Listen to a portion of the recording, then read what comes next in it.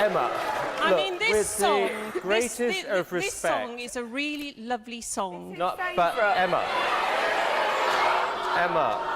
it is a beautiful song when you're not singing it. If you have any kind of hesitation, holding this right now, you could always sell. I mean, what I can say is, for me personally, I'm not. For me personally, I have a great average on this thing. We've been talking about it since it was in the mid fours to the fives, right? Like this isn't a new subject, and like realistically, I've been saying since we were down here, along with Bob and a few other people, right, that we can really see this thing going to 20, by summertime.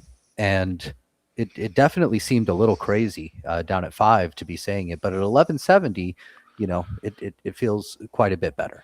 And what's volume been this week? I actually haven't. I know it was only like 1 million a day. Yeah, we could take a look. It's dropped off a little bit, and this is where we're climbing because it's super liquid. So this is the 4 hour. Let me move to the daily, and it has been 1.18 million.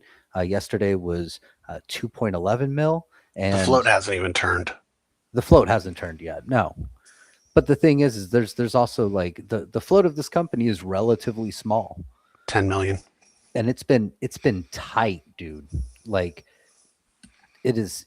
There's not a lot of liquidity here, because you can see, when's the last time that we were here? When these guys got squeezed out on news of the European patent, and it jumped from $1.80 all the way up to 21.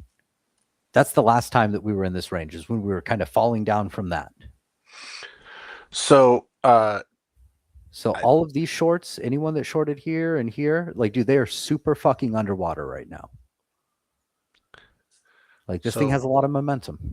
Will's question of any thoughts on the upcoming meeting to approve dilution. So they just did one, and it seemed like the way that it was set up was basically to be the final dilution till go to market. As to what that actually means, we don't know. If they do dilute in this range, or I'm not going to be that mad. The expense of going to market on this is not very high, actually, and we don't think that they're going to go for a national rollout. We think they're going for a regional rollout, probably the American Northeast. You get 2 seasons, of which they will probably target like 5 or 6 states, show that uptake, and it is our belief, don't hold us to us, but it's our belief they want to do that and then flip the company.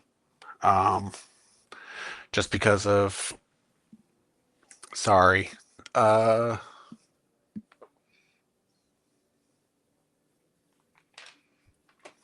be honest, I don't know that they want to sell this company.